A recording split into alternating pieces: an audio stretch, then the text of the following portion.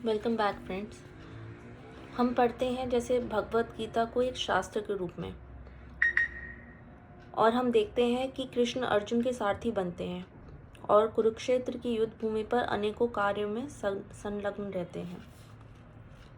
वस्तुतः कृष्ण का जन्म और कर्म दोनों ही दिव्य हैं।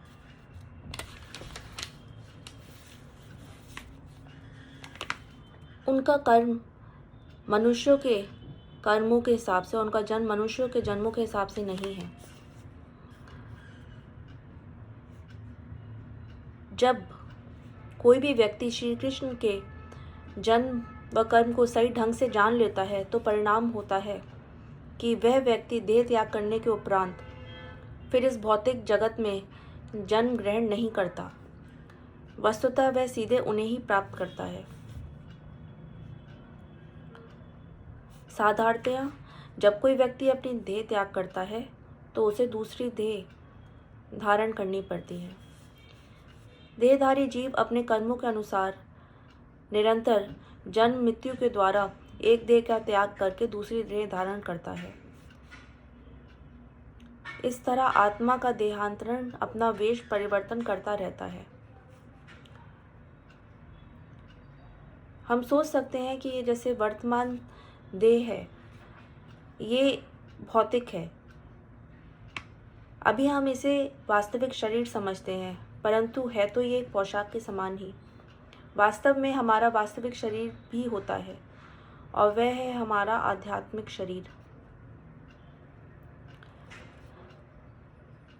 जब यह भौतिक शरीर वृद्ध और जीव क्षीण हो जाता है या किसी दुर्घटना के कारण अशक्त हो जाता है तो हम उस शरीर को एक मैले या फटे पुराने वस्त्र की भांति छोड़कर दूसरे भौतिक शरीर को ग्रहण करते हैं।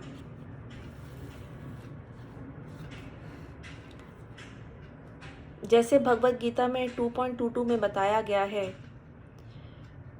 कि जिस प्रकार कोई पुराने वस्त्रों का त्याग करके नए वस्त्र धारण करता है, उसी प्रकार ये आत्मा भी पुराने शरीरों का त्याग कर नए भौतिक शरीरों में चली जाती है।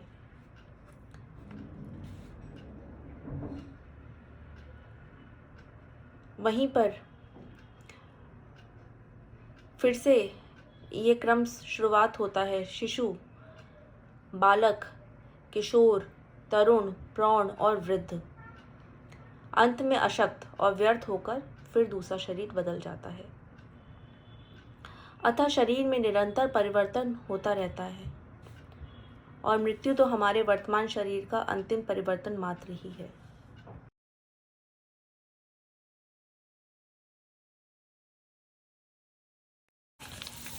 Welcome back friends. मनुष्य अपने मूल स्वरूप में उसका निर्माण ईश्वर से प्रेम करने के लिए हुआ है और यहाँ पर वह उसका उल्टा भौतिक पदार्थ से प्रेम करने लगा है। प्रेम तो सदैव ही विद्यमान है और जब ये कामना अपूर्ण रह जाती है तो वह ऐसा भी हो सकता है कि अपना शिशु ना कर कुत्ते बिल्ली आदि को घर में पालकर उनसे प्रेम करे, परंतु वह किसी भी वस्तु से प्रेम अवश्य करेगा। वैदिक साहित्य में उसकी पूजा को हम यही पूजा उसकी देवताओं को अर्पण होती है, क्योंकि देवता भी भगवान के ही अधिकारी सेवक माने गए हैं और देवताओं की आराधना से तत्पश्चात भगवान की भी प्राप्ति हो सकती है।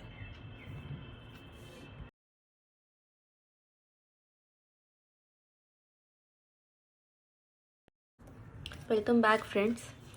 जीव अपने मूल स्वरूप में पूर्ण है, परंतु जब वह काम दोष से दूषित हो जाता है तो वह ये अपना मूल अस्तित्व जैसे भूल जाता है।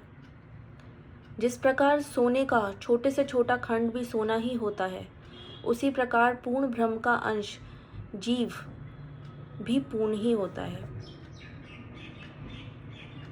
और इसीलिए वह हमेशा भगवान की ओर अग्रसर होने के लिए ही पैदा होता है, क्योंकि भगवान स्वयं में पूर्ण है।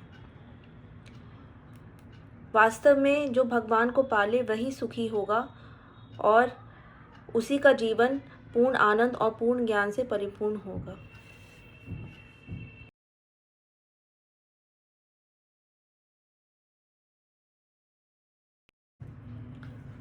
जिस प्रकार भक्त ध्रुव ने अपना घर छोड़ा था और अपनी माता को कहकर वह वन में तपस्या करने गए थे, जहाँ पर नारद मुनि ने उनको दीक्षा दी थी और उन्हें ओम नमो भगवते वासुदेवाय मंत्र दिया था। परंतु जब उन्हें भगवान के दर्शन हुए तो उन्होंने भगवान से कहा कि मैंने कुछ तुच्छ पदार्थों और कांच के लिए टुकड़ों के लिए घर छोड़ा था, किंतु बदले में तो मुझे मूल्यवान हीरा प्राप्त हो गया है।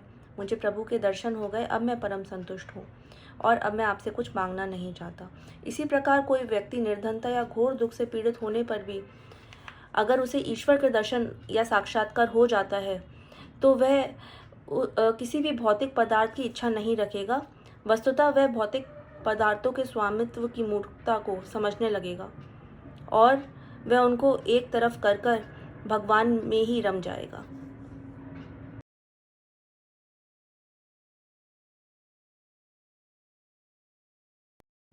Welcome back friends. सत्वगुण, रजोगुण और तमोगुण भगवान से ही उत्पन्न हुए हैं। एक दृष्टिकोण से सब कुछ वही है, किंतु फिर भी वे स्वतंत्र हैं और वे इन भौतिक प्रकृति के गुणों के अधीन नहीं हैं।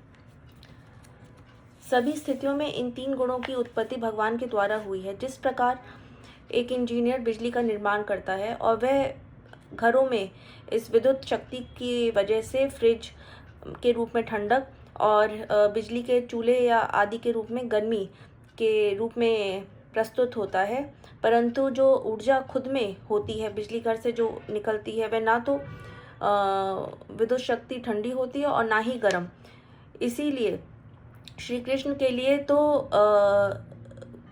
कुछ भी गुण नहीं है, लेकिन जैसे कि वह बस एक शक्ति है और कुछ नहीं। इसी प्रकार भगवान गुणों में भेद नहीं करते।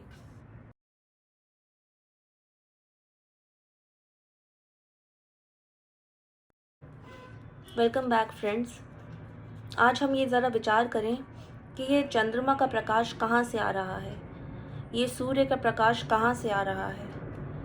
ये जो 24 घंटे में क्षण गुजर रहे हैं, इस क्षण ये वक्त कैसे गुजर रहा है। क्या इस समय श्री कृष्ण हमारे साथ हैं? निसंदेह श्री कृष्ण सदा ही हमारे साथ होते हैं और उनके ही तेज से ये पृथ्वी पर चंद्रमा और सूरज उदय होते हैं।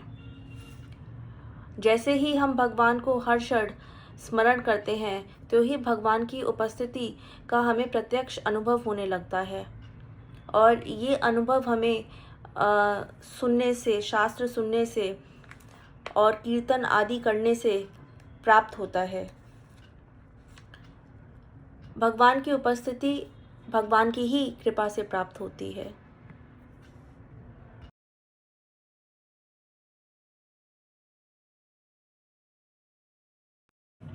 फ्रेंड्स, अगर आपको मेरे वीडियोस अच्छे लगते हों तो कमेंट बटन में यस टाइप करें और सब्सक्राइब का बटन दबाएं।